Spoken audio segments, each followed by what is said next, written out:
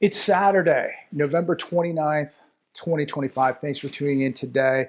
I'm wearing a suit today, heading out to a wedding in about an hour, so I wanted to shoot this video before I left. Beautiful day, low 60s. It's going to be an indoor-outdoor wedding, so it should be a really, really good time and really, really good people. But I want to get into some of the news today before I leave and share some articles with all of you regarding the economy, the United States of America. And many of you have already seen this this morning.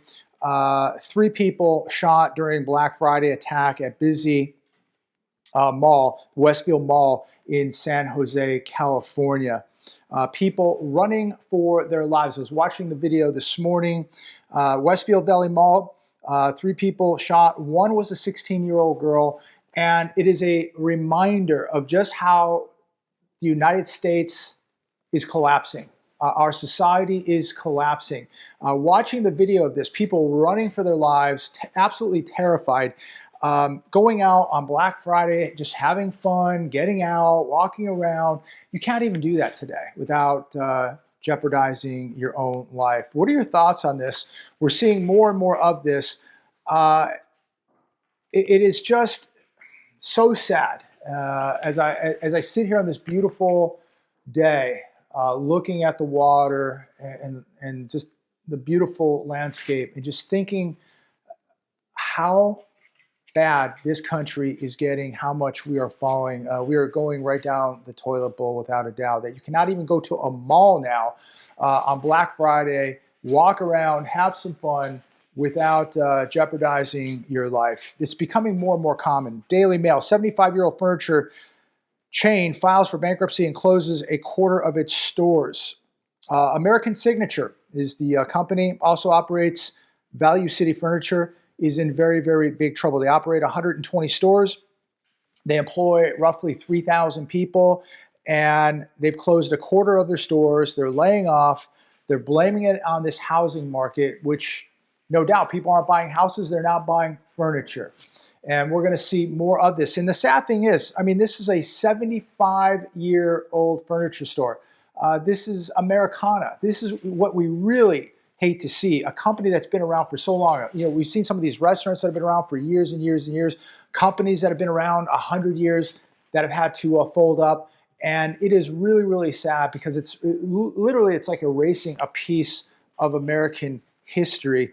But this is a sad reminder of just how bad the economy is. While they tell us about record-breaking Black Friday sales and online sales and everybody's cash deep and out shopping, I don't believe it for a second. I think this is the worst holiday shopping retail season we have ever seen. That is my opinion. They're going to slam us with a bunch of data and tell us the opposite. But I can't see how that is even possible, that people are out breaking records, spending money when they can't even afford their utility bills.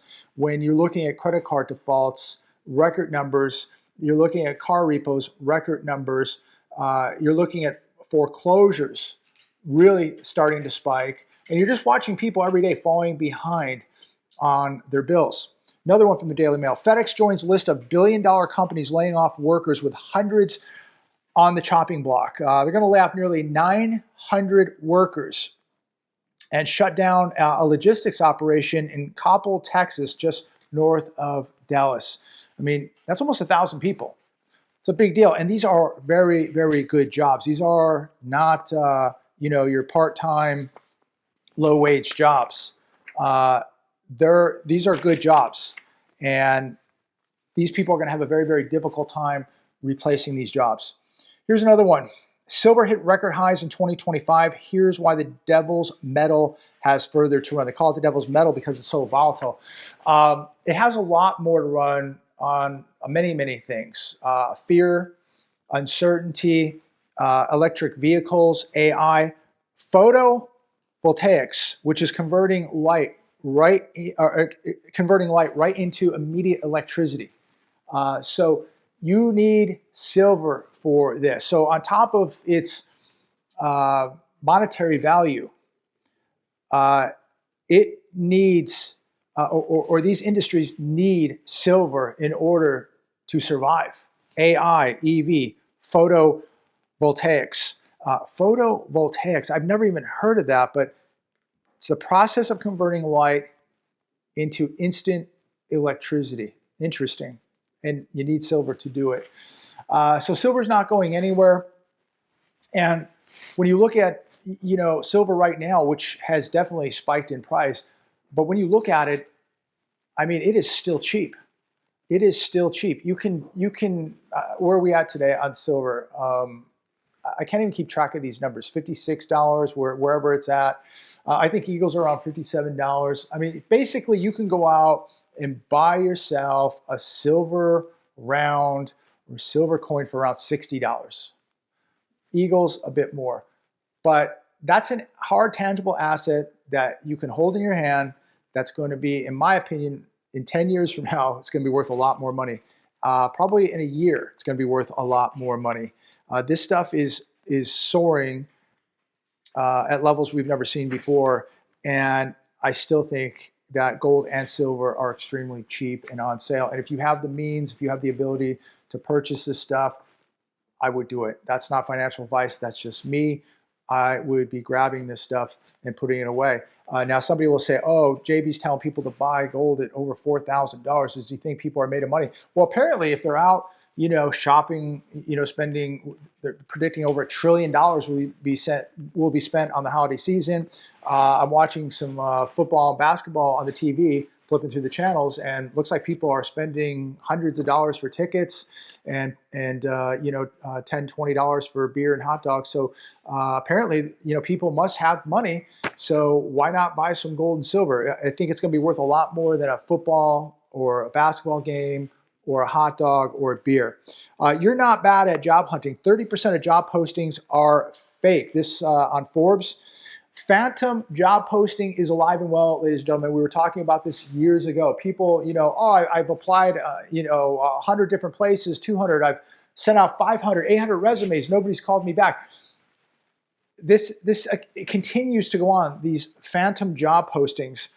And just be aware that you're not alone. And this is a real thing. And it really, really sucks because it wastes your time. It stalls your career, and it destroys people's confidence because they just think they're not getting called back because they're not good enough, they're not qualified. They're not getting called back because the job doesn't even exist. It's fake. And so you have to also think how much of everything that we're seeing, that we're reading, that we're being told is fake. When we look at the stock market, when we look at the economy, how much of everything is fake? A lot of it is fake. So don't take it out on yourself. You're not the only one, and you're not the only one who questions everything that is going on out there, questions the stock market, questions the data, questions these numbers with employment, questions the numbers with retail sales, questions inflation. Inflation's only 3%. We all know it's at least 20%. Scott Bessent, Treasury working to cut off federal benefits to illegals. What are your thoughts on this? This I can get behind. This is totally good. I support this. I support this part of the administration right here. Why are people allowed to come from other places, not legally, just show up and then get benefits? You're grinding it out every day, 5, 6 days a week, 7 days a week to pay your health insurance, to put food on the table, to pay the bills, and nobody's helping you. Why isn't this country helping the people of this country? Why are we giving health insurance and all these other benefits and food benefits to people who aren't even from here and should not be here? Answer that question, please. It is not political. It is a moral question. When a country turns its back on its own people and starts taking care of people from other countries, that's a problem. And that's how countries begin to fail and collapse and cease to exist. If we're not taking care of our own people, then we don't have a country. Look, I have sympathy. I have empathy for everybody. People from anywhere across the world. I don't want to see people starve to death. I don't want to see people live tragic lives. I don't want to see people live in poverty.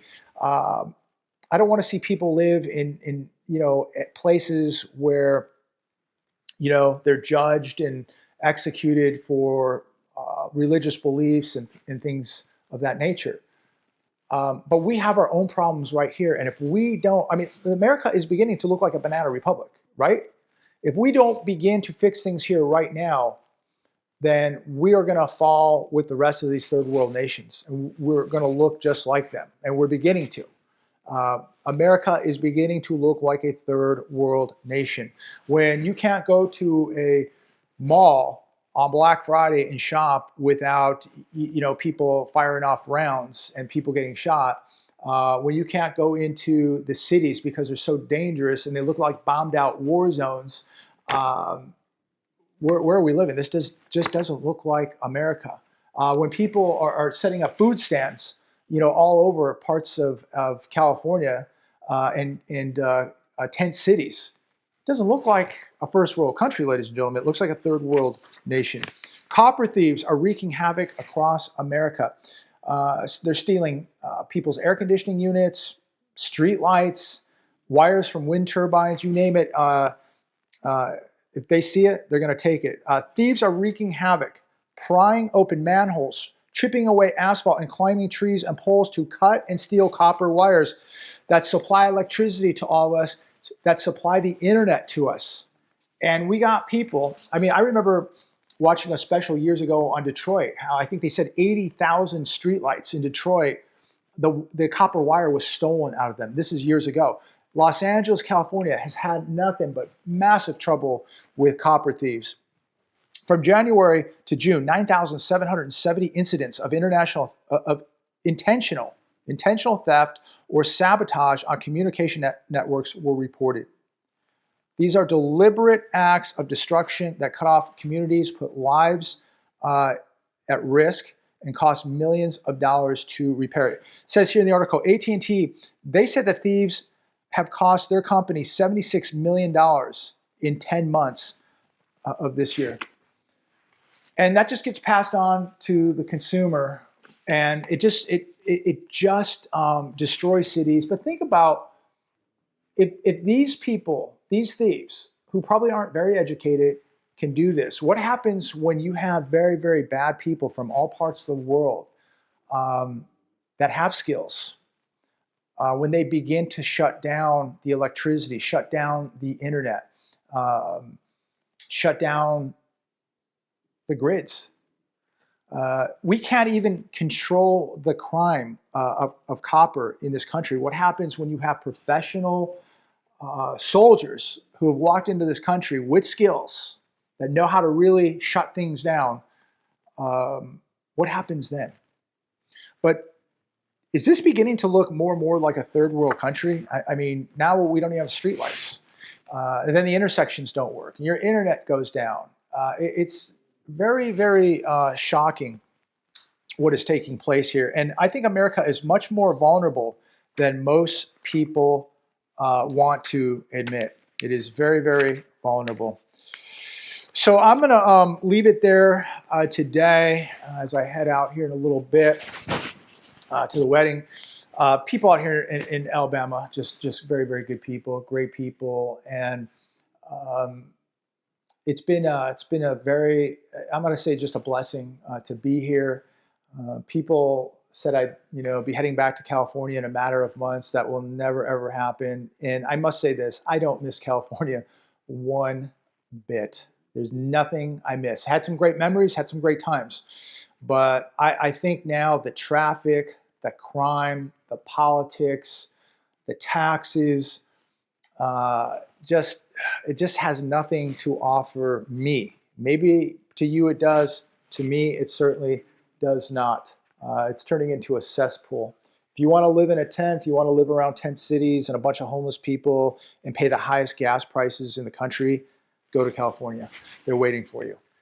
California is waiting for you to take care of other people. So I don't miss it one bit. The weather's been phenomenal. Somebody said, get ready to pull out the shovel. I'm going to be shoveling my roof, shoveling my driveway. I don't know if they realize that I'm an hour from the beach here. It doesn't really get that crazy. I think it snowed one time in the last 25, 50 years or something. That was last year, but it didn't last very long. But It snowed in Florida. We've had snow in Palm Springs. I mean, you do get freak of nature type things that take place, but that can happen anywhere.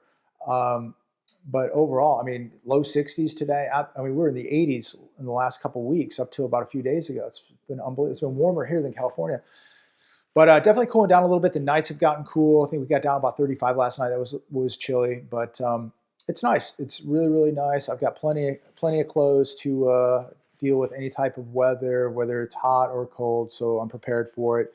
But anyways. Leave me a comment down below. Let me know, is America looking like a third world country? I would say it certainly is. And when you look at the US dollar too, where that's going, it is turning into another third world fiat currency. And that's a scary thought.